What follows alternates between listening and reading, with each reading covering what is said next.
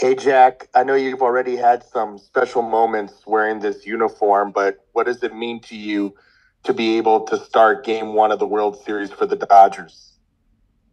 Means I get to pitch first. Um, be fun, be exciting, and I'm looking forward to it. Looking forward to Friday. Uh, there's uh, there's no bigger stage than this, and it's what we all wanted as kids, and the position we wanted to be in. So it's yeah, I don't really have any words for it. I'm just looking forward to Friday. Hey, Jack, you've known Tommy Edman a long time. LA, I think, just got introduced to him. What makes him so special of a player, and what makes him so special for this team and a great fit? Man, Tommy's a dog, and he always has been since he came up when we were in St. Louis, and what he was able to do in 2019, filling in. He filled in at second, third. It didn't matter, and he was unbelievable defensively. And then the bat came along as well, and he could, he puts really good at bats together. He does it from the left side and the right side, and then they started moving around even more, put him in center field, and he excelled there, and then he excelled at short too. So it didn't matter where he played. He was probably the best defensive second baseman that I've played with. Won a Gold Glove there, and then has just continued no matter where you have put him to be unbelievable. He's an unbelievable short, unbelievable in center. Um, and then he just, the dude works really hard, and he's really versatile and does a lot of things, and it's something that I think every ball club would like to have. Next question is from Kirsten Watson. Go ahead, Kirsten. Jack, I know we talked about just your last outing in the NLDS and just some of the frustrations and kind of not making the adjustments as quick as you'd wanted to. How do you just approach going into this matchup against the Yankees, and kind of what adjustments have you been able to make, and kind of things you're working on this week preparing for it? Yeah, I mean, kind of like you would any other start during the regular season. I keep that same, kind of work ethic and same approach to everything that I do during the season. And for me, every game during the season is the biggest game of the year. So it doesn't change going into the playoffs and going into the World Series, and the mindset stays the same. The adjustments start to start and pitch to pitch are always a little different between starts. Some you got to tweak a little bit, some tweak a little bit more, but it's not. You don't have to. You don't have to reinvent everything. It's just figuring out what those small adjustments are and what they might be, and these couple days off to dive into some things and look at it. Been good, and it's just it's about figuring it out and keeping the same approach that we have all year. I know that you started this year in the American League with the Tigers, and with talking to some of the other guys earlier today, there's obviously familiarity with the Yankees just because of the big names on the team. But what is just your kind of familiarity, and did you have any earlier this year facing them? Yeah, I didn't get to face them. We went to New York, um, watched with Detroit and watched them go at them and face them. And it's a really good team. Even at this point, there's two teams left. I mean, really towards the end of the class, every team you face you're going to get everybody's best shot. So it's one of those things that you look forward to, and you got to look forward to facing the best of the best that are out there. And they've got some guys that have been studs for a really long time, um, and guys who have continued to do it and are just they're really damn good. And there's not much more to it than that. It's just going to be an incredible matchup. Thank you. Next question's from Juan Toribio. Go ahead. Hey, Jack, you kind of talked about how the deadline was just kind of like a big waiting game for you. As you and kind of family and friends kind of followed along throughout that craziness of the deadline, like did you ever get to the point where you thought you might have gone to the Yankees, and just how glad are you that of how things worked out?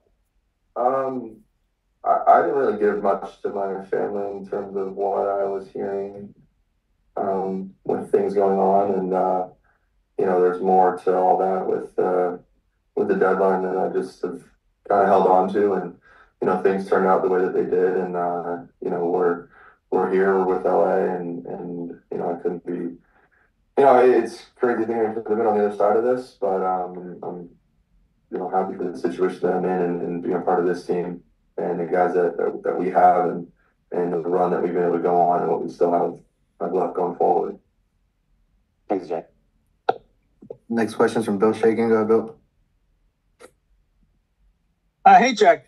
Do you have a first memory or an early memory as a kid of coming to Dodger Stadium? I've been asked that, and I can't think of like a very specific like first memory or first game or one of those. Like I remember a bunch of games from high school. I think some of the earliest memories would be coming here, being in Little League and coming here. I always had a Little League night, and we'd sit in left field, and it felt like it was always against the Giants, and Bonds would just get booed left and right, and that was something that was those are some of the things that I remember was being out there sitting in those left field pavilions and listening to Bonds get booed when the rivalry was Dodgers Giants, and that was the heavy part of it. But in terms of like a earliest specific one, no, I just remember coming. I can't really remember a specific game. Yeah, just to have the opportunity now, I'm sure you see 50,000 people there representing LA every night. To be somebody representing LA on the mound, there's only one guy who can do that in Game 1 of the World Series. What does that feel like? Like I said, I get to pitch first, and it's an opportunity to go out and set the tone and make some adjustments after the last game that I had and be able to set us up for kind of the rest of the series. And it's gonna be a grind. It's gonna be hard fought between both sides. And at the end of the day, we're gonna give everything that we got. Thank you. Next question is from Bill Plunkett. Go ahead, Bill. Yeah, Jack, your velocity was down a tick or two in that Game 5 start again. I know we make too much of velocity, but when something like that happens, what does it signal to you? Usually it's just timing. It's usually just timing, and I think going throughout this year, I've had some starts go like that, where it's kind of up and down, and I was able to make corrections going to the next one. Maybe not right in that moment because sometimes it just comes down to timing and the way everything's in sync, and sometimes you're on some of those fastballs, you start pushing the ball, your arm gets kind of lost in space, and you don't get the same drive behind it. Or for me, my lower half gets off a little bit. And at a certain point, when you get into games like that and you don't feel quite in sync, it just becomes, you just got to compete and give everything you got, no matter what your stuff is. And so, at that point, I stopped paying attention to velocity and stuff, and just try to execute with what I got. And sometimes you're able to make those adjustments in game, and sometimes you're not, and you just go out and compete, and you say those adjustments for in between. So it usually just boils down to timing and trying to get the arm and the whole body in sync to just sync up. So that's been one of the focuses over the last, I guess, couple days, and really losing track of what day it is at this point. But it's just doing that, do some work in the bullpen tomorrow and get ready for Friday. I think it's Tuesday, but I'm not sure either. When you're facing a lineup like the Yankees with those, three big stars, just like the Dodgers have at the top of their lineup, what's the danger for a pitcher of overemphasizing that and then having the so-called less dangerous hitters bite you?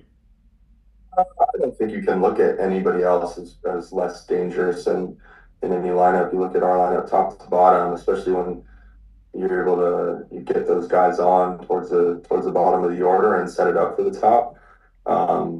That's where you get into some interesting, tougher situations, and you got to pitch through traffic with those guys coming up. So it's about executing your game plan. It's about treating every hitter like it's you got to treat every hitter the same and go out and attack them, and try to go out and execute your game plan and get ahead, stay ahead, and not make things too complicated, not try too hard. Thanks, Jack. Next question is from Jack Harris. Go ahead. Hey, Jack, when you talk about, making adjustments this week and coming out of the last start, like what does that look like specifically for you, and where does a lot of that work take place? Dive into some film, dive into some pitch selection, different things of that nature. Like rewatching that game, like I said, I felt that the game sped up on me in that inning. I was multiple times one pitch away from getting out of it where it's still either 3-1 or 5-1 instead of it getting to 8-1. You give up the home. I give the homer to Pete in the first. He puts a good swing on the ball. They get some more guys on. We get out of it, keep it right there, put up a 0 the next inning, and then I'm a pitch or two away from that game being different, and that's kind of the way that this game goes. Sometimes it's usually you look at it and you're one pitch away here or there from that game being a little different, and but Honey came in and did an unbelievable job the rest of that game. But I think it just comes down to looking at it and understanding that it was right there, and if we can control a couple more things, then be in a little bit of a better spot. And then, like, going into a start like this, like, do you take time at all to just kind of reflect on, how different things are for you compared to probably where you were at this time last year, just going from, the changes you talked about wanting to make last offseason to now pitching game one of a World Series? Yeah, I had somebody text me that the other day, say, what a difference a year makes, and thinking about, how last year went, and, being at home and watching World Series versus being in this situation now, and, the year that I was able to have, and, turn into a bounce back and execute better and just do a lot of things better. And it comes down to hard work, and the more you work and the more you stay disciplined, things seem to come your way. Thank you. Got time for one more. Go ahead, Kerry. Hey, Jack, so much has happened for you in the last 2.5 months. You're pitching in front of your hometown team. You're pitching in the NLDS and the NLCS and now the World Series. How are you able to kind of micro-focus on the moment and get away from all the noise that surrounds all of that? The people around you, and I've been very lucky to have that. My family, my mom, my brother, my close friends. That group has been my rock and my foundation for a very, very long time. And I'm really lucky to have them in my life, and, be able to call some people family and pick up the phone, talk to them whenever. But, they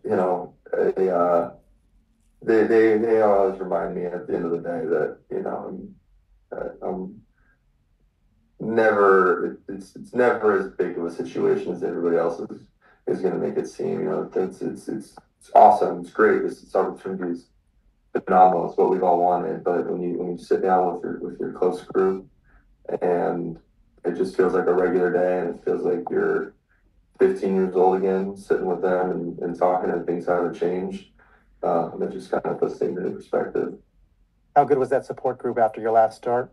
They gave me the day, because they know that I don't really want to talk, and I won't really have anything nice to say to them on that night. And then, come the next day, the conversation shifts to, let's talk about, college football and getting ready for, football on Sunday, even though we've got game 6 coming up. And it's stuff like that where it just, it's just normal life, and it's not. Baseball is everything, and baseball is the most important thing.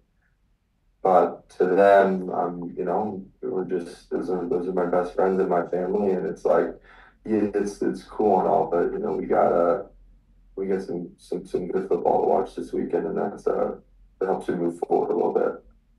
Thank you, Jack. Thanks, Jack. Thanks, everybody.